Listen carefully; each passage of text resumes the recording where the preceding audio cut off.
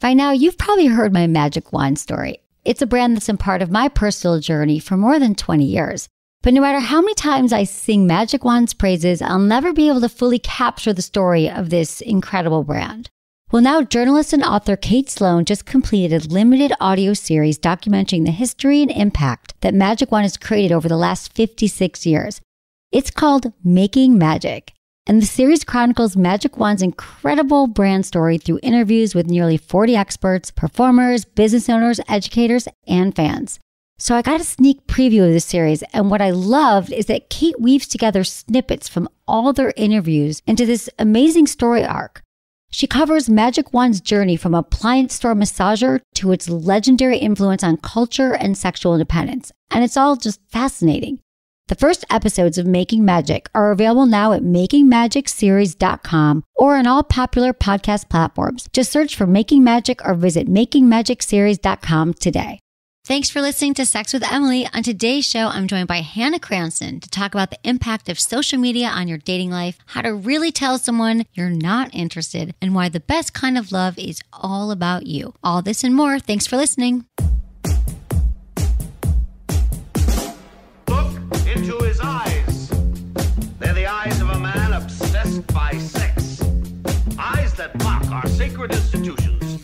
Bedroom eyes, they call them in a bygone day. Hey, Emily, you got a boyfriend? Because my man E here, he just got his heart broken. He thinks you're kind of cute. A girl's got to have her standards. Oh, my. Do women know about shrinkage? Isn't it common knowledge? What do you mean, like laundry? It shrinks? Can we not talk about sex so much? Are you kidding me? Oh my God, it feels so good. Being bad feels pretty good. But you know, Emily's not the kind of girl you just play with. You're listening to Sex with Emily. We're talking about sex, relationships, and everything in between. For more information, go to sexwithemily.com. You can easily subscribe to our podcast. You can find us on social media everywhere at Sex with Emily. I love hearing from you. We also love when you review us on iTunes and give us a comment. We read those as well, especially the good ones. I love those, but I will not judge you. If you've got something to say, we'll take it. We just want you to listen to the show so you can have better sex and relationships, because that's why I exist on the planet. And I'm excited to welcome my guest today, who's going to help me help you have better sex as well and relationships. It's Hannah Cranston. Hannah Cranston is a host, producer, and content creator, and you can find her on Instagram at Hannah Cranston. Hi, How are you? I'm good. How are you, Hannah? I'm great. I'm so happy to be here. This is so fun. We've swapped content before. You've done the podcast, and I love having you here. I love being here. You have such a cool environment. You've got great people working here. I'm really I always grateful. feel very welcome. You are so welcome. I feel like we have a good relationship. We do too. We already decided we were going to take it to the next level. We did. Yeah, we're like maybe a lunch, a dinner. We talked about it. Communication is the best lubrication I've heard. Thank you. It is true. I love that. In a relationship, to kind of like, where are we going with this? I can be like, great to see you, but you were like, no, we have a connection. Like, let's, even if it's a friendship or a relationship, something romantic, why spend so much time in our head thinking like I should have, would have, could have asked that person where we want this to go? Totally. So smart. Always put it all on the table. Put it out there. I love it. Okay, so what's going on with you, Hannah? Tell me about your life. I've met my soulmate. I have. He does have 4 legs, but I feel like that's a minor logistical detail. Totally. So I do have a dog, which has been, just the love of my life and sort of being a roadblock for my love life, but that's okay because I love him so much. And I'm just, working on some really cool things that I will announce in the future. Okay, the near future. But yeah, everything is going well. Okay, so when we've talked, you have the dog now, and you said kind of putting a damper on your love life. Yeah. But I know in the past you've dated online. You were dating online, Still doing a lot of swapping, dating online. on the apps, right? Yeah, I'm on like Tell 3 me. different apps right now. And Don't make the face. It is hard out there. But if you got it in you, stay on the apps. It is time consuming. But I keep hearing with the whole dating app thing that it's all in the numbers, which is such like a shitty thing to hear. Dating's always been about the numbers. The more yeses you say to those invitations that you don't really want to go to that person's house, but you like some of their friends for their barbecue. Like, that's how you meet people. Yeah, but I really like sweatpants. I know. I was like, with all the, I know. I think of all the time I spend getting ready in my life, like could for sure solve world hunger or maybe learn like a third language or something. Absolutely. That's a waste of time. That's how the man holds women down. Exactly. Because what does he do? He might shower. He might shower, right? But we've got like outfits and makeup and things. No, you're right. I like sweatpants too. That's true. So you can stay home and swipe more often than going out, perhaps. I definitely spend way more time on the apps than I go on the actual dates themselves. But I've been going on a few dates. There was a period of a few weeks where I was going on like 2 dates a week, which is big for me because I don't date on school nights because I have things to do. So that's like 2 weekend nights. That's a lot. Oh, you do it on the weekend. Yeah. So Friday, Saturday, when do you see your friends? Like, when are we going to have dinner? Well, I see my friends on I guess it's better. We can see, like, Thursdays are better anyway. Yeah. I like that. Or Sunday night family dinner with my girlfriends is great. Okay, here's my question for you. So Friday, Saturday, you have a date. Mm-hmm. And you probably, I've dabbled in the apps for sure. I think when you're single and you want to find someone, you got to include them. But I don't see why people don't. Like, just do that and go out. But you're saying that Friday and Saturday, you're like, nope, it's just for dating. And then when you probably match with a lot of people as well, is what I was going to say, doing so many apps, I'm sure you meet a lot of people. I match. How do you decide who gets Friday, who gets Saturday? Do you ever do 2, like one for drinks, one for dinner? No? I have done that. Right. No, you have to. You got to double up. Plus, you already have your makeup on. Right. You took your, yoga pants off. So, might as well make the best use of it. Exactly. But I found that sometimes that can be problematic. One time because I met a guy for coffee somewhere, and then a few hours later I had a dinner date at a restaurant and that guy walked in. No. I know. The guy from the earlier date? Yes. What'd you do? I just turned my whole body around. I don't know if he saw me. Was he on a date as well, though? Probably. He was on dinner. I literally saw him walk in, and I was like, this is karma for being an asshole. Right. No, but that's not an asshole thing to go out with someone else 3 hours later. It's being an efficient asshole. It's being efficient. We all do this. No, my friend Ann and I had this thing where we would match with the same exact guys on Tinder for like months. We were both single, and she's like, have you gone out with this one yet? I'm like, I have. So like we'd kind of give each other the heads up on the guys that I'd already dated and she had already dated, which was kind of funny because we look similar, we're the same age. And then one night before we had cross-checked our notes, she's like, I'm with a guy right now that you're actually going out with in 2 hours. Like he had said, I have another date with this sex with Emily. She's like, don't bother. Like it was, Wait, he said on the date he had another date? Yeah, something had come up about how often they were using the apps, or maybe he had looked her up on Facebook. I don't remember what, but somehow he said it. I don't remember now if it was like she wrote my name up and said my friend Emily because we're really tight. And she has a podcast and he was like, oh, sex with Emily. I have a date with her. So then she got to save me from not going out with him. Anyway. At least give the illusion that you're only going out with one person. See, but that's why I want to correct you. So why play the game that it's the only one you saved? You're going to go home and like after that and wash your hair away. like they used to say in the 80s. Like, this, right? I'm sorry, not tonight. I have to wash my hair. The 70s. But was it the 60s? I don't know. When did women stay home and wash their hair? It was always an old thing. But whatever you're going to do. Don't wash your hair. But I'm going to go home and like, knit or whatever you're going to do. Yeah.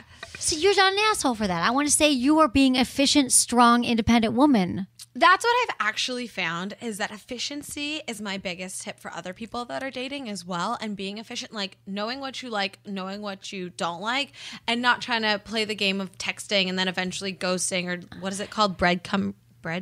Now, I don't know, but there's new things. What's the other one? There's like one called like passive ghosting or something. Isn't there a new thing?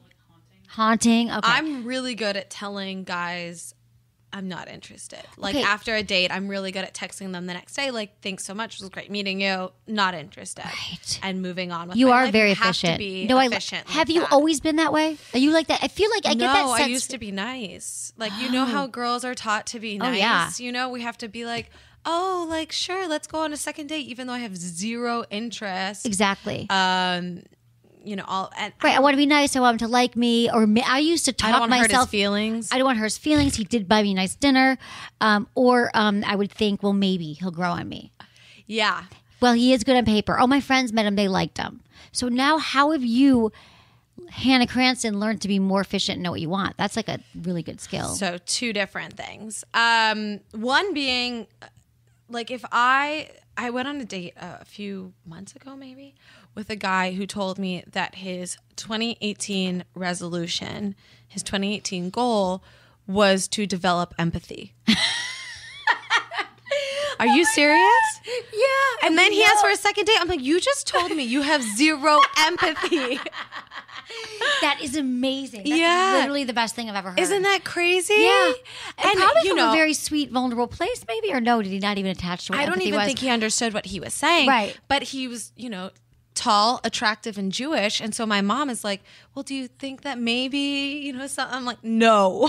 Right. Like, because already Not for it's a challenge me. for a lot of people. And when, just realizing empathy could take them years. Yeah, so you just got to, like, if there's something like that, That's an amazing that's red an flag. instant deal breaker. I freaking love that. And then my new thing is on dates, and this is a bold move, but it shouldn't be bold, is I ask men if they consider themselves a feminist. Oh. Yeah. Okay. I just ask them if they identify as a feminist. And it's interesting to see how men either squirm or not, or how they respond, or how they justify that they don't identify as a feminist. Because it's kind of an interesting question to sit across from somebody at a table and be like, hi, do you think I'm an equal human to you? Okay, but I could see many a man being taken aback, like especially right now with Me Too and everything, being like, feminist is it's so charged. What kind of answers are you getting? Things like, I'm really close with my mom, but, or I don't like to label myself, but, like that whole sort of thing. I wonder if we could reframe it though, rather than like a yes or no or an answering it. But is there another way to get to the same answer? Because what if he just says, first of all, he might just say yes because he's like, I'm not going to tell some hot chick who's like, he's probably my soulmate. How many people say no? Just to be assholes, or they're really not? I think they really are not. So why would that guy say no? I'm not. He would say I'm not a feminist because I believe I'm superior. Or? I think the problem is I don't think people necessarily understand. They don't the understand word, that's what I'm the telling you word also. means, right? Because of That course, was my first concern. Yeah, like the movement in itself has different sects that you may or may not agree with, right? There are sects within feminism that I do not agree with. There are sects that are not inclusive and things of that nature. There are some that are maybe a little too out there for me, but that's okay. I still agree with the core concept that we should be politically, economically, socially, and personally equal to men. Okay. And that's what the word means. That's what it means. That's true. So I'm wondering though, I'm just helping you brainstorm for dates. Maybe this is why I'm single. Maybe that's the problem. Well, I gotta be honest. I think it's that some men, they might see that as kind of like an attack, or like there's no way to answer this correctly. It's kind of like saying, do you love and respect women? Like, are you a good guy? Are you not an asshole? Like, do you love women? Like, are you gonna burn your bra for me? I don't know what guys think of it, but I feel like there's a way of saying like, I think it would help by asking about their relationship with their moms and their sisters and other women in their life. If they say like, oh, my boss, be like, he or she. That's how you find out. It's how they treat and think about women. I know that we shouldn't talk about exes on a date. I always say, don't talk about your ex on the first date or first few. I don't have very many rules in that way, but it's more like when people bring up their exes, typically it's like, oh, my ex was crazy. Everyone's ex was crazy, apparently. We all think the same person. And everyone's ex is crazy. And then there's a story there. However, I think it can also be telling because when someone's still in the mode of like, oh, she was crazy or she did all these things, they still haven't taken responsibility for their relationship yet. So it's like, because there's two to tango. There's two people in every relationship. Totally. So yes, they could have cheated and lied and stole all your money. And you could still say they did all these things, but you were with them. You chose it. What was it? What was going on in your life? Maybe that. And granted, we're also victims sometimes, for sure. I'm just talking about the whole ex theory. I'm going off on a whole thing here, but like, I just think you can tell a lot about people's relationship with women by asking them. And eventually, when you get to the ex thing, finding out like what really happened, have they healed, or Yeah, and you can tell, like you're talking about now, like how the way a man talks about his mom or their exes. That's a really good point. If they, express, respect for them and it just didn't work out, as soon as they say, I still have a lot of respect for her, but blah, blah, blah, blah, then that's a good thing, right? Yeah, we're still really good friends. Yeah. Yeah, whatever it is. Okay, yeah, you're doing good. Okay, so what else have you found out in rapid fire dating in this stage of Hannah? Guys don't like to be told that you're not interested or that you don't want to continue. I actually brought text. Oh, I love this. I brought real life receipts. text because what you're saying is now you're also being more decisive and you're telling them you're not playing like No, see, you're I don't not wanna ghosting. I don't want to play the game. Love I don't this. want to play the whole like let me, string you along for however long, or pretend that I'm interested if I'm not. It's not doesn't work for me, and it's not good for you either. Right, okay, Like, right. isn't it way better to just break and be then honest. move on with your day? Yeah. Right. So I told a guy that I wasn't interested in continuing our relationship, but it was great getting to know him. And I wished him all the best. So then he goes into this like 4-paragraph thing about how I'm the problem with the LA dating scene. No. Yeah. Read it. Let me see your some of it. He says something to the effect of Angry. like, well, he wanted me to meet his friends like on the 3rd date, which was a little, I mean, whatever. It was a few I've dates. introduced people like very early on. Yeah, this was only after 2 dates. So he Okay. gets very upset that I didn't get to meet his friends, that I'm the problem with the LA dating scene. But then this is where it gets weird. He says, now you've left my dog without a mom. This was after 2 dates. This is your next show or whatever you're doing. Was it a joke though? I don't know. I think that's a funny thing to say. Come on. Maybe. Think about it. You've left says no. after 3 dates? This was 2 dates. 2 dates. He says, now you've left my. Let me hear it. I think it was a joke. I can't say Did the you meet the dog's dog? name. Did you have a dog date? No, we never met. I never met Never the even dog. met the dog. Interesting. No, dog date, that's a big deal. That If is you a big- especially introduce now. somebody I get to it. your It's dog. like your child. I get I'd it. introduce somebody to my parents before my dog.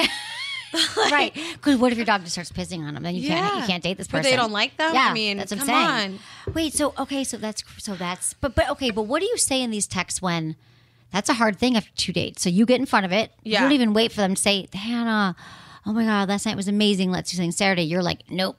I try to be like, it's so great getting to know you, but I'm not interested in continuing. What do you say? some- I'm not interested. I used to say like I'm not feeling a connection. I'm not feeling. I said it was like- great getting to know you a bit, but I don't think I'm interested in continuing our relationship. I wish you the best though. Exclamation point. Okay, good. If you add an exclamation point, everything is nicer. Right. No, I think this is great and concise. Now, this guy didn't want to take it, or he just made you feel bad. Yeah, I think guys get frustrated sometimes. And I get that. Dating is frustrating and it's hard and rejection sucks. But I think the way that we can have better dating experiences is if we shift our mindset, right? It's not about rejection. Like it's not rejection. it's Just was not. you It's were in a just about- match. Yeah, we were in a match. It's not about chemistry. Like if somebody's not into you, that's a great knowledge to have. Knowledge is power. Then use that, power to go find somebody who's obsessed with you, because there's somebody out there who thinks you are the hottest. But if this isn't that person, why try to force them to be? Right. Why spend so much time and think about because he might have been like, oh, Hannah, what did I do wrong? Or women would think like, oh, why did he do this? You get that kind of message. It's a freedom. Yeah, this rejection thing, we got to stop. Well, that's one thing I want to say is we do spend a lot of time, I think, I have so many friends who contact me, actually more guys lately, who have gotten texts like you just sent, but the women, I think you are such a good role model here, because my guy friends are getting texts that are similar, but they're couched in all this other language that they've actually sent me texts to decipher. They're like, do you think she's trying to end it or not? Because she'll say something to the effect of like, same thing, like they'll have gone out a few times and my guy friends are like, and it was amazing and she made out with me, we made plans, but now she wrote me this. And it's like, my life's really busy right now. Work is just taking over and I'm traveling and I think you're great, but right now is not a great time for me because I'm busy or something like that. And then they're like, do you think I should still pursue it? Should I convince her? But because then they don't get it. But you're like, no connection, bye-bye. You have to spell it out. You have to spell it out. Yeah. And I also think another component of it is like oftentimes the way we have, I guess, stereotypical gender norms, men feel like they're facing rejection a lot more than women, because they're like supposed to ask the woman out and do all this kind of stuff. So I've actually challenged myself, and I challenge other women to do this, is ask a guy out. Or, confront somebody. I thought there was a guy that was really hot at my gym, so I went up to him and handed him my number. You did? And I was like, whoa! I was like the most liberating feeling. I walked out, I was like, I don't even care if he texts me. Like, I felt on top of the world because I took a huge risk. Yeah. And I think if more women take those risks, then we can level the playing field and we can have realer relationships that aren't so rooted in fear. You're so right. We're so suffocated and held back by fear. Like everything. Procrastination is fear. Anxiety is fear. Like, stress is fear. Totally. Everything's fear. I love that you just went up to him because I don't see like everything else should be equal. How do you feel though? Since you should ask people out, Hannah Cranston, I want to know how you feel about a new study that said more than 60% of women prefer to pay on the first date. Love it. You're going to pay on the first date? Love it. I always pull out my credit card. Not all men let me pay on the first date. There's a lot of guys who still like want to do that, which, you know, that's a lovely gesture, and I'll say I'll pay for the next date or whatever it may be, but every single time I offer, no matter what. But do you do a reach and hope they don't take it secretly, take your money? Because No. Come on, you put a full on, or do you do this, the reach? No, I do the full on. I pull it out. I pull it out all the way. But you whip it out? I whip it You out. whip out the mess. I try to the whip Amex? it out before them too, so that they know. And do they they know I mean accept it? business? No, but I think this is. See, I think this is interesting because I have to say I was still in the feel of like I kind of like when a guy would pay because I don't know. There's just something like I feel like I was kind of coming from the old mindset that it'll be like emasculating or men like to be in charge or men, I don't know, just kind of an older norm around this. And I think it has changed. And then there's also a part that it's like, also I've gone through the whole phase of like, I'll make an effort, but I don't want him to take my credit card, even though I offered. And then there's the ones, so I've kind of gone in different phases of it, but now I'm like, you know, if we really are all equal in so many ways, and plus most dates are paid for ahead of time, you're doing an event, an adventure, how many times are you really at dinner? Like dates are so many more things right now that I feel like maybe a good way to think about it, and not for everybody, because it also depends if you're dating someone who's more, I don't know what, who asked for the date, who planned something extravagant. You're not going to split it. You weren't in charge. Right. I think there are like some exceptions, right? Yeah, let's talk about it because I do think, I agree. I think like in some cases, like if you can tell that a guy is feeling insecure or, in other words, you used emasculated because you want to, foot the bill or split the bill or however it is, I think that's something to take notice of, but then of course retreat, right? Because you don't want to make anybody feel uncomfortable on a date. But I do think that there are some politics to it, right? Because if like, so for example, I retract my former statement because I was invited on a first date. It was a blind date, and he invited me to Nobu. And girl, I am a boss bitch, but I ain't Nobu boss bitch. No, right. You know what I mean? Right. Nobu is one of the most like beautiful. Was it Malibu or Nobu? It was West Hollywood. Yeah, but it's an amazing Japanese restaurant. Yeah, one of the best in Los Angeles. It's expensive, but it's like at least $200, $300 a person, at least. Even if you're not drinking. It's yeah, exactly. And so on that date, I was like, I don't know what to do. So I still pulled out my credit card because I was like, no, like feminism. Right. Right. But then I was like, oh my God, please don't take this. Like, right. I'm over my limit. Please don't accept it. I have to pay rent this month. Shouldn't have bought the Zara dress. Okay. So if there's like a situation like that where there's a huge disparity in salary and somebody suggests a restaurant that's out of your budget, I think you're right. Can sort of feel out the situation. Case by case. If a guy or a woman, whatever kind of relationship you're in, I guess it feels like if you're, whoever you're dating, same sex, gay, straight, wherever stage you're at, I think if you do the asking and the planning, maybe that's who should pay. Yeah.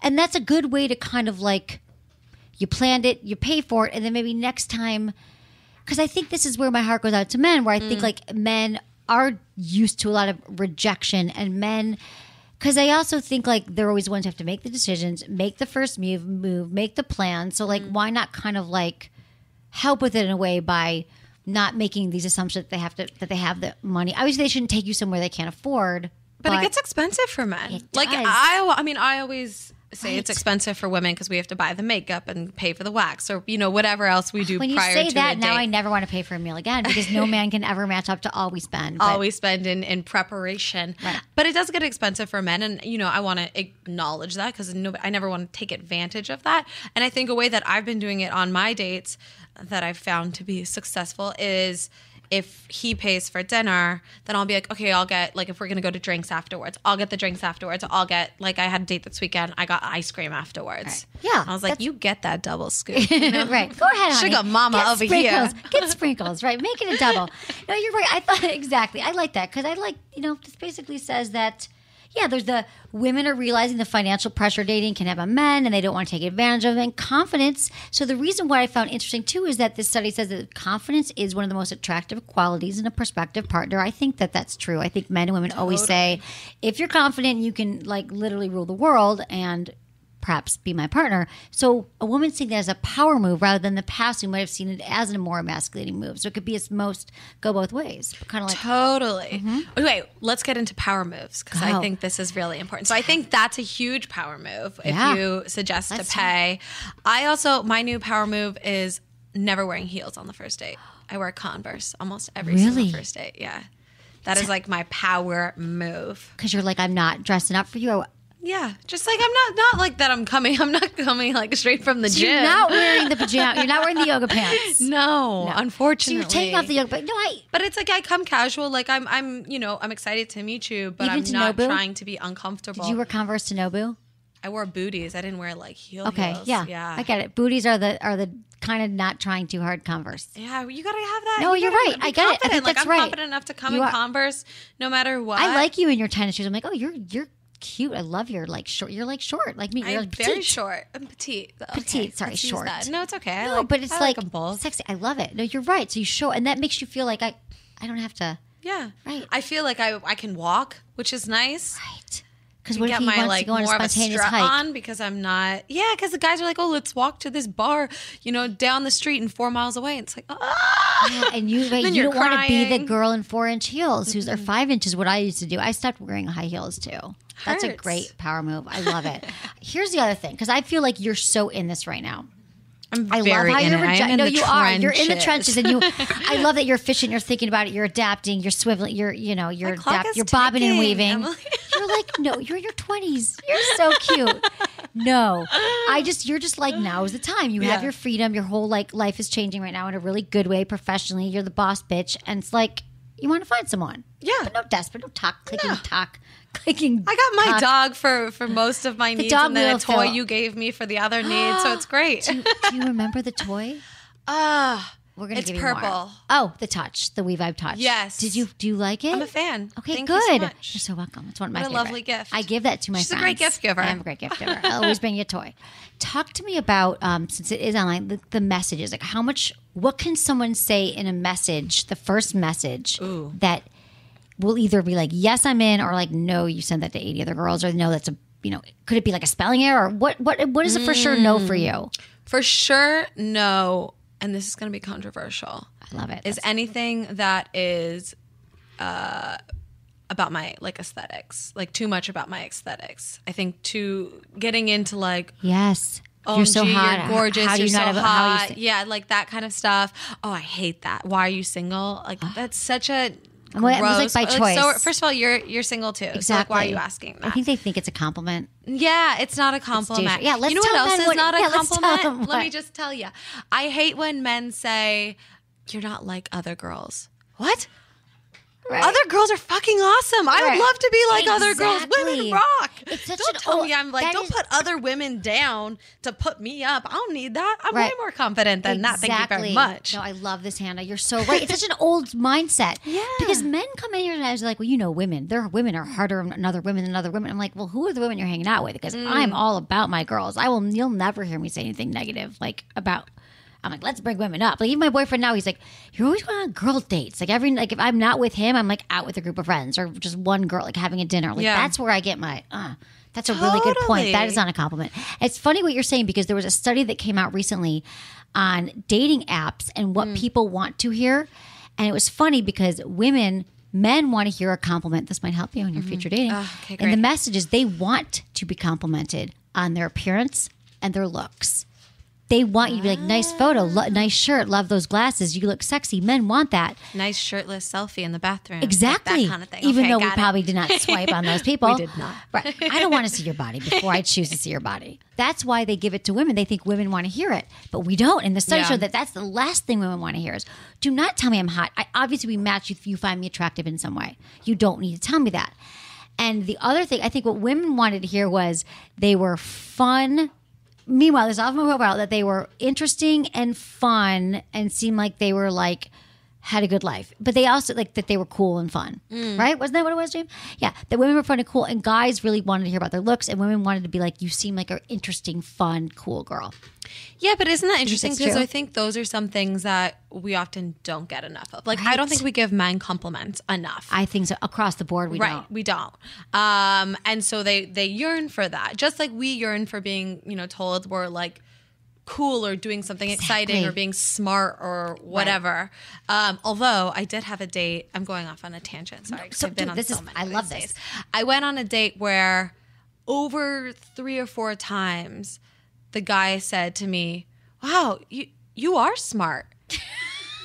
And I after the 4th time I was like, "Yeah, I am. Thank you very much." Like, I didn't know how to respond. I was like, "You need to stop saying it to me because you're saying like you're surprised." Right, and your IQ goes down every time you say that too, dude, right? A little Do you think it's 'cause patronizing. a little might bit be. where you're so that's so interesting. Well, that's how he feels about women. There you go. Did you go out with him again? I did.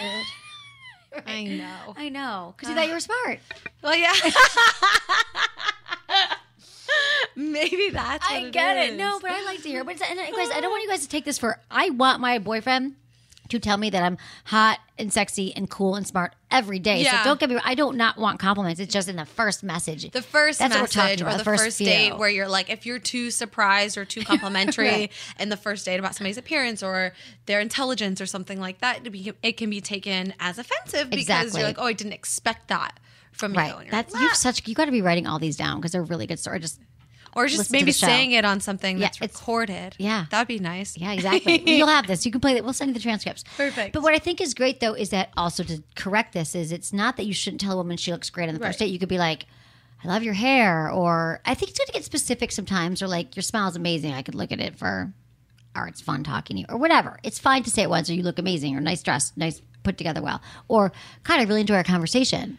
Yeah. Once. Great. But not like obsessively 4 times. Wow, you were Or smart. if you meet somebody and you're like, wow, you look so, pretty tonight. Say that. Great. Pretty tonight's I'm like, good. damn, girl, you banging. Would like to, like if you start going to that territory, Right. no bueno, too soon. bueno, exactly. Tell me that like later on. I'm here for it. Right, exactly. But on But the not- first date, when you're telling me what you want to do to my body, Do you get prematurely here for it. sexted and dick picked oh up? yeah, You do? yeah. But I also have. I mean, it's a little different, right? Because I have such a public persona. You do. Hannah Cranston. Everyone check her out and YouTube and Instagram. She's a hottie smartie. You're really smart. Are you surprised? No, I knew you were smart and efficient and hot from the first time I met you. But I think because when I mean, we all do it, right? Because we all have social media. Yes. And so you're putting out a persona that's not necessarily who you are every single night or every single day or whatever it may be. And so people come up with expectations because we do stalk each other on social media. Yeah, okay. That's another thing I want to talk to you about, Hannah Cranston. Can you just come here and hang out with me? This is so fun. How long should you wait before following a date on social media? So I found this very interesting, and it says that, why not? Why don't we friend someone right away and follow them, even though we probably do stalk them? Of course. I've stalked. And I love, this is like deep stalking. Like you'll stalk their ex to see what you've done it. You got to be careful with that. Why? Yeah, because you don't want you to like get into somebody like we all have skeletons in the closet. Like you want to get to know somebody for who they are now. You don't want to judge them on their past. That's true. That's true. Like unless they're like a picture of them, like murdering her. Like don't. No, you don't like wanna that go- should be a red flag. I've stalked people's exes when I've been in a relationship with them. Like once I'm with them, I'm Yeah. like, that's stalked. Stalk is the wrong thing. I've checked out who they dated. Yeah, but the problem is then like at least I you do. don't? And, no, I have in the past, but I try not to now Right. because then you're like, wait, is she prettier than me? Is she skinnier than me? Is she smarter Exactly. than me? Is she better at whatever than me? Maybe she's a better, I don't know, like volleyball player. And Right. now we're gonna go to the beach and play volleyball, and I don't know how to whatever. it Right, we don't is. need to fill our brains with this stuff because we Yeah. fill it with enough other negative, with another stuff. Exactly. No, that's a good point. Okay, that's But I I do think that you should look at somebody's social Well, media. this was my question. Before you go out with them, do you look at all their social media? So Because before, I'm in the dating app game. So, internet is a weird place. Let me just tell you. So I always ask a guy for his handles before we go on the date. I'm like, I need serial killer insurance. I text them. Is that what you say? I say I need serial killer insurance. What's your handles or what's your last name so I can look you up? Okay, if they don't attach it already to their profile, Yeah, which some people do. exactly. Yeah, okay, yeah, this yeah. is smart. So you see, Hannah Cranston's guide to dating. Yeah, but you have to be. Look, I don't want to. I don't like to fearmonger, but you have to be careful. So like my mom, I text her the full name of the guy, where we're going, and I have a what's it called? Emergency. Oh, you have a what's it called pepper when spray? you put the navigation on where people can find your GPS? Yeah.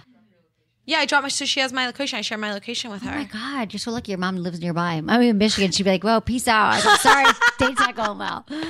Okay, so wait, so you, before it, okay, so going back, you match with them. Yeah. Do you take it right off the app and you're like, text me if you like them? And then you text 1 or 2 times maybe? No, I don't text before the first date. So how do you, okay. We just talk on the dating app, and then after And the then you first say, date, send me then your we social can- media. Yeah, If you send me liked your their social first media. message or second message. And Well, then yeah, I want to talk. I want to get to know somebody.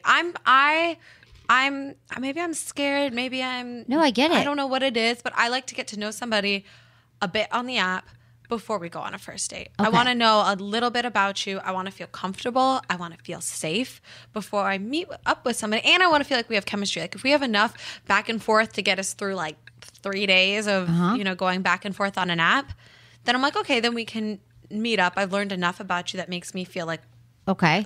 going on this date. And then if the first date goes well, then we exchange numbers. Okay, so wait, I need to Okay, really sorry. understand. Let's No, get into you're it. doing great because I really want to know. So, because I always say don't text, even if it's on the app get it over with quickly, like in a day or two. If there's an interest, kind of decide if you're going to go out with them. Because the people who just go back and forth texting for a month on the apps, like If who it's has time? a month, that's Okay. excessive. So what does it take? So they send a first message, you like it, or you send one and you're texting. Do you wait until you've already decided to go out with them? They're like, oh, by the way, BTW, what's your social media? Or it's like one of your first messages. You checked out the social media first before you even engage in witty BTW. banter. Unless it's there, I'll look at. If it's Okay. there, I'll look at it because knowledge is power. But otherwise, like I had a date last week where I was on my way to the date. I was like, oh, by the way, Okay, can so you you- send me? Yeah, just to make sure. No, it's good, I'm that's still in smart. the lift. The ship It's in hasn't the sailed lift, yet. right? Okay, got it. But and you just kind of check out Facebook, Instagram, Yeah, and then just you go make out sure with them. they exist. Okay, No, no, they're not catfishing you. I think that's really- nobody wants to end up on MTV. No, they don't. Unless you want me to give you my own show, then I would love to Right. be on MTV. You're like, yes, you can air my cat foot. However, I'm going to do a show for you guys. Okay, so what do you think about then? How long should you wait before following a date on social media? This says that most people, you should wait a few dates. Don't do it right away. Because if you become friends on Facebook, you have to unfriend them maybe. And maybe people will think that there's too much about them at first. What do you follow people right away? Because I feel that so for me, for Facebook, I've waited a few months. Like finally with my boyfriend, I was like, do you realize that we're not friends? And he's like, oh, I don't use it that much. And then we did. So it wasn't a big thing, but I'm okay waiting for that. And then Instagram, I feel like I can see their stuff anyway. I'm not in a hurry to follow them right away. Yeah, I'm kind of with you. Unless it's like a private account where you need to follow to see their pictures.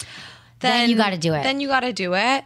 But Facebook, you can wait. Like Facebook, I do think it's taking it to the next level. It is. Facebook you is next know? level. You're right. Facebook is the next level follow. And then Maybe it's next because level I'm friends with my mom. Like she's posting things on my Right. wall. This is a personal space. Whereas Instagram, like if you have a public profile, anybody can follow you. So it doesn't really matter if somebody you're dating follows you. I That's think true. That's fine. That's true. Okay. I like when guys follow me on Twitter, though. I feel like they're like, "Oh, I Twitter. want to hear what you have to say." Yeah, I'm because like, you're so "Yeah." smart. They want to read your words, not just look at your hot photos. Yeah. Also, okay. So the reminder is, it says to wait. Maybe just wait a few weeks until you get to know them before you become friends with them on Facebook. And remember, what you see on social media is often just one side of who the person is, and usually it's their most showy side. So if you are doing a deep dive and getting sort of toxic into their past, it's like instead of focusing on social media, focus on the connection that you have with them. That's where we get our real information. That is so beautiful. But it also goes for everybody, even if you're not dating them. Yes. Like remember, with all the people that you're following, that is not their real lives. Like they're just showing you, what is it? You're just seeing their highlight reel. You're Their not seeing highlight behind reel. the scenes. Yeah. Do you see this too? Social media, the whole social media thing with people that there's so many studies in life. We just know it doesn't make you happier. I think to spend more time on and also comparing yourself. Comparing yourself, I think, is when it becomes really toxic, right? Because you're following these people who have used apps to, tailor or I guess amend their images. They should be put in jail. Just kidding. I've used Facetune. Right. We've all used a filter, but I think when we're looking at it, our brain doesn't necessarily register that there's filter or Photoshop being used, and you're just like, oh shit. And then I'm in the point of my life where everybody on my Facebook feed, it seems like, is getting married you're or at that engaged or having a baby. Yep. And I'm not seeing like the random girl I went to high school who hasn't posted in 3 years, but I'm seeing everybody else. I'm like, oh my God, everybody's doing this. I'm not doing this. I'm falling behind. You should be posting about you being single and awesome and kicking ass and dating. Please, you should. I'm single, getting in a relationship with myself. And your dog. Here's my gift registry. Really, right? We should register just for being happy and single. I like that. Maybe I'll do that. Honey, you got a whole thing. You got so much going on. It's good. Okay, So, Hannah Cranston, will you stay with me? We're going to answer some emails from the listeners. We want to get your advice, and we're going to give a big shout out. We are right now going to give a shout out to our sponsors because we love them. Hannah loves them. You have to leave with another tour today, or another something. Thanks everyone for listening. We'll be right back.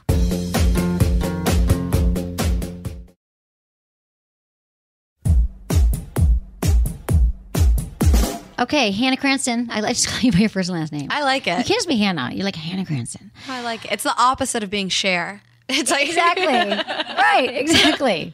But it's a strong name. Okay, I love answering your questions, and if you want a question answered on the show, text Ask Emily, all one word, to 797979. As always, include your name, your age, where you live, and how you listen to the show. This is from Mitch, 23 in Ohio. Hi, Emily. I'm in the middle of one of your older shows with Anderson where you guys talk about retrograde jealousy, and it's something I think I struggle with. I've been with my girlfriend for about a year. I love her dearly. Everything about our relationship is so amazing except our sex life. I'm a relatively inexperienced guy when it comes to sex and suffer from performance anxiety. My girlfriend is much more experienced and many more sexual partners, which adds to my desire to measure up.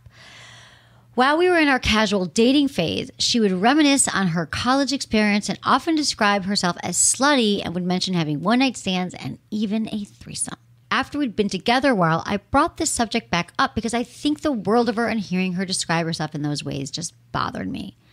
She says she exaggerated at the time to seem edgy or independent. So she was like, yeah, I was doing all these cool things. But I can't seem to shake the feeling I have about what her true sexual history is like.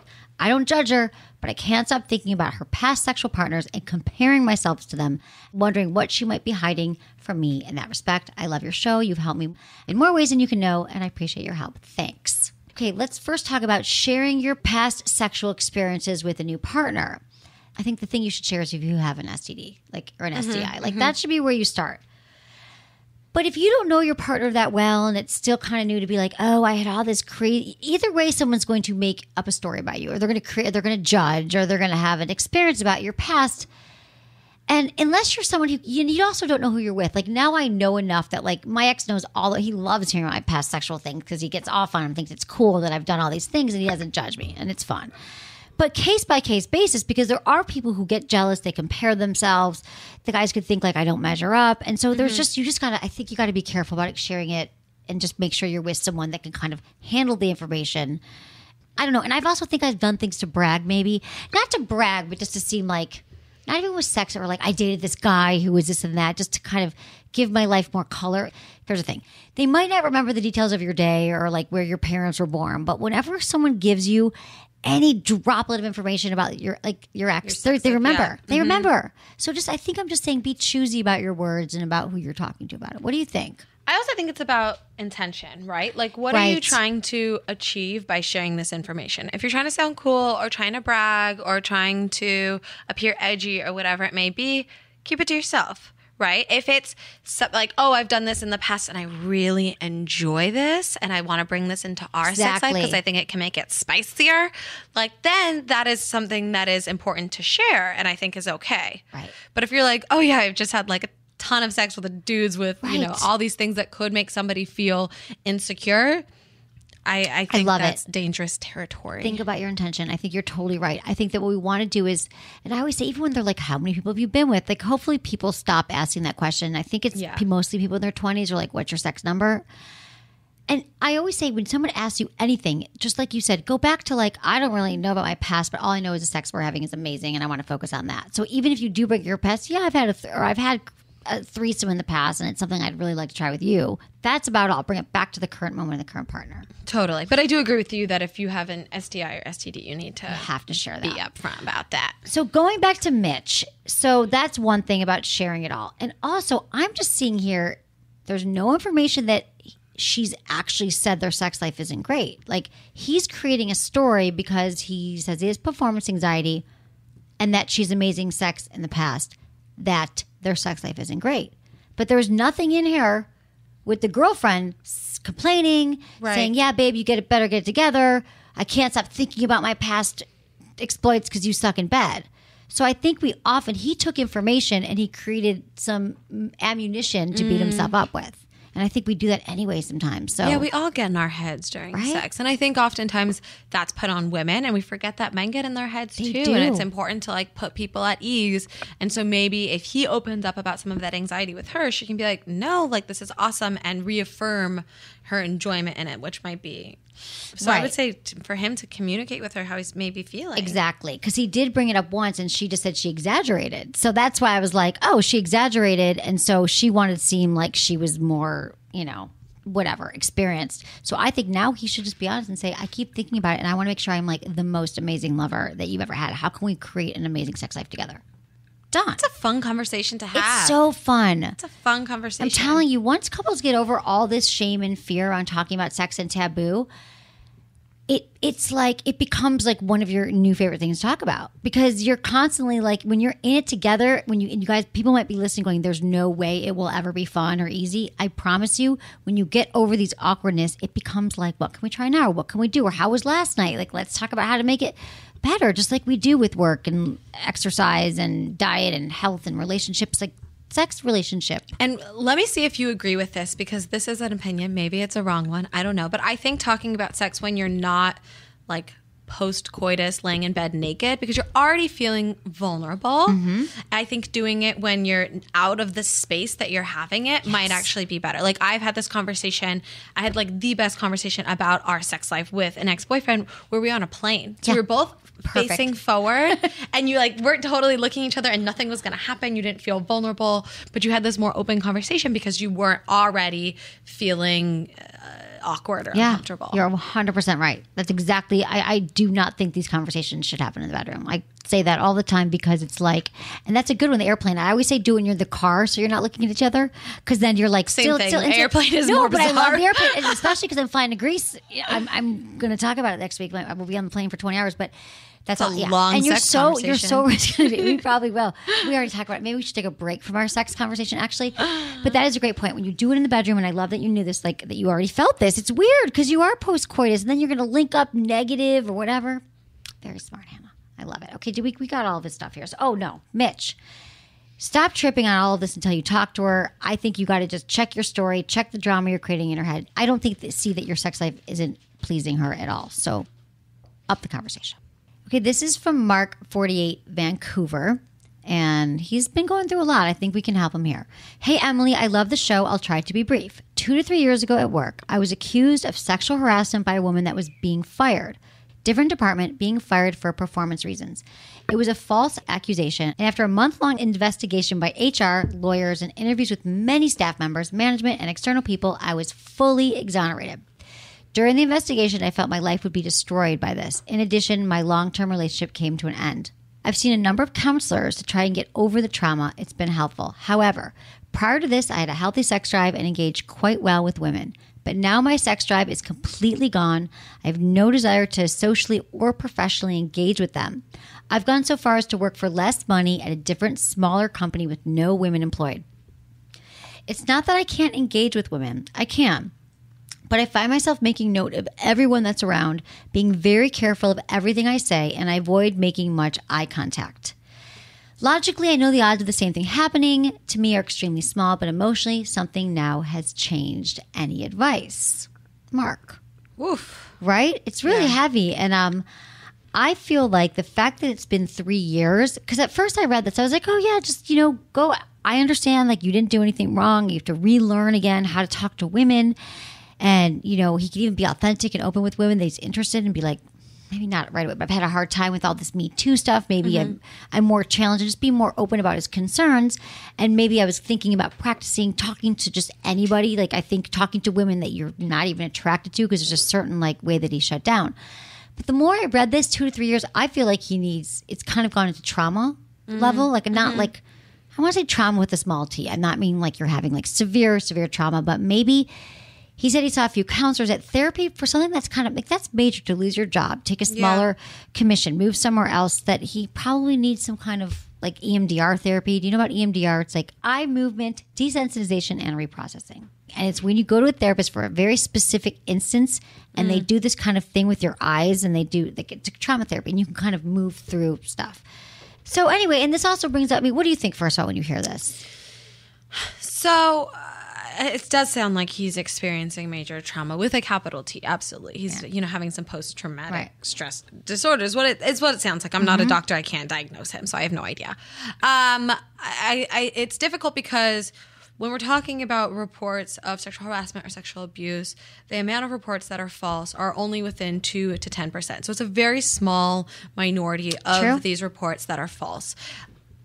That said, the people who are falsely accused of this, I mean, that's horrendous. Right. To be accused of just doing the worst thing that you could do to a woman or to anybody, right? And if you didn't do it, that's awful. That is a huge trauma, and that is not only to your character, but also for your job, for your dating life. It sounds like it really affected his dating life, and so even though it's a small percentage, it's still something that's really impactful, and it's awful that he's going through this. But I agree with you. I'm a huge proponent of therapy, and I like that he talks about therapy, because I don't think enough people talk about seeking mental health care. So I think that's probably really double down on therapy. I mean, I've been periods of my life where I was in therapy twice a week. Sometimes it's a I love that you say that, because let's talk about that, because I want to talk about therapy in a second, because I think you're right. People who say I saw a couple counselors, you don't go to therapy 3 times. It's not like if you couldn't tell me, if I was like, oh, do you exercise? And you're like, yeah, I've gone 3 times. Like you're not in shape. It's a great analogy. So I feel like therapy is the kind of thing where you literally double down if you can't. I used to go twice a week, or you commit once a week. And it's for like a year, people. And I know you're thinking, oh my God, no, the price, the cost. It is the best money you'll ever spend. You got to find someone you like. But to really have any progress, I truly believe everybody needs it. Even if it's sort out the stuff from childhood. Totally. It's all childhood stuff. Yeah, you may not think that you have a problem or whatever it may be, and not a trauma like this, but therapy is good for everybody, and for people who are younger or people who can't afford therapy. There's some great options now online. I'm not a sponsor for them, but I should be. Should be. But they have where you can text a therapist, and it's cheap. I think it's like $10 a month, something crazy cheap, where you can text them or do Skype sessions with them. So if you don't have the time, or you can't afford to go into a full session, with a therapist and do the whole shebang, there are other options that can help you. But we really need to destigmatize therapy. I think you're right. I think it has to be like, I went to the dentist, I went to my therapist. Totally. Got my hair cut. You wouldn't be like, I love the analogy. I know I'm going off on a tangent, but you would not go to, be embarrassed if you're like, oh yeah, I went to the doctor because I broke my foot. No. Okay, no. You went to the doctor because your mind needs help too. Right. Your mind needs mending. We all need it. We all need it. Otherwise, we get off in these places where we are having a really hard time functioning. Yeah. So you have someone who's independent party, who's not your family, not your sister, not your friend. So He's trained to do this. Yeah, that's their job, is literally to help you. And I love those alternative solutions. And a lot of you guys, a lot of insurance, even if you like, oh, my insurance sucks, many companies will give you like 20 sessions free, or 20 sessions not free, but like half cost, or they cover 20 sessions, or they cover half the cost. So I think it's a great place to start. So Mark, and me too. I mean, I get it. You're right. 2 to 12% of the cases are actually, there are truth in them. So I could see that being tricky with the environment. But I think just be honest, keep working on yourself. Yeah. Okay. Thank you, Mark. This is from Stephanie, 26, New Jersey. My boyfriend and I have been together for 7 years. We both still live at home with our parents and don't see each other as often as we would like. Throughout our relationship, sex seems to always be a topic that causes an issue. My boyfriend thinks I don't enjoy sex and that I don't want him. He thinks sex is a chore for me and I only have sex to please him. None of that is true, but I can't figure out how to make him believe me. I've never been vocal about sex. I don't talk dirty because I feel awkward doing it and I feel uncomfortable trying to be sexy. I want to know what I can do to feel comfortable and get him to believe me. What are some things I can try to do for my boyfriend? Yeah. So Stephanie, 26 years old. There's a lot of thoughts here. First of all of this, I just want to reframe this for you, Stephanie. I love that you want to feel sexy and feel in your body and all that. And I don't think this is ever for somebody else.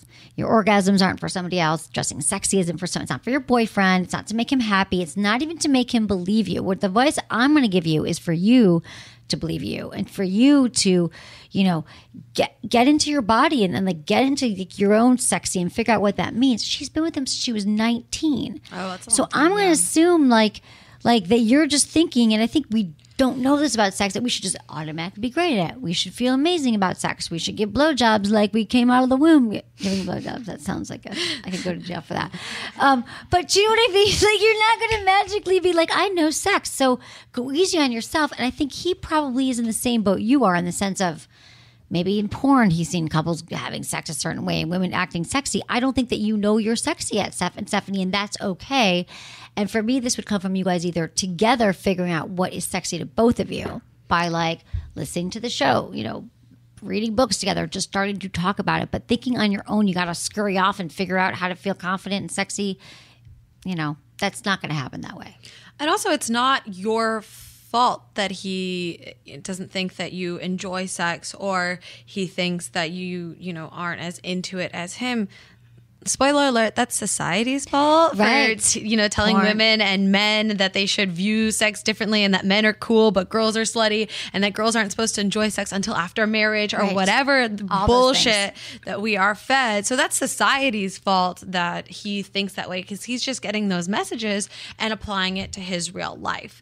Right. And so I agree with you completely that Stephanie, like for you, I think it's really important that you figure out what's comfortable for you, and maybe that's whether that's having some time with yourself and figuring out what's comfortable for you and how you can bring that in so that you are more comfortable and in your element with him. Or again, having those sorts of conversations outside of the bedroom where you are, affirming your connection with your boyfriend. And the fact that he's saying he doesn't believe her, maybe ask him in this conversation, what would that look like to him if you were really into it, or you were whatever he says she's not. Whatever he says you're not, ask him that you don't enjoy sex and I don't want him. But you're so right. Like, I think a lot of people watch porn and then they expect to be like screaming. We have neighbors. Exactly. But that is not like, There's noise pollution laws. Yeah. Yeah. And like they've got their parents. Right. Oh, yeah. You're in the home, honey. You got a lot of things here that are challenging, Stephanie. So it's okay that you don't feel like this fully evolved sexual being, but I don't want him to label you in any way at all. And you're right. We're basing it on such stuff that's not real. Hollywood, porn. I just want people to realize that it's a work in progress. Life always is. Thank you, Hannah. Thank you. You're so good and insightful and so smart. This was so fun. You're so pretty. Thank you. See, that feels really good to me. You guys have to follow Hannah Cranston because she's doing amazing things with some more incredible announcements to come. And it's at Hannah Cranston, right? At Hannah Cranston. HANNH, Cranston with a C. Yeah. And so is your website. And I love your energy. I love your energy. I love being here. This is so much fun. Been a great time. Thank you. And thank you to everybody for listening. Thanks to my amazing team, Ken, volunteer Sarah, producer Jamie, Michael. Was it good for you? Email me, feedback@sexwithemily.com.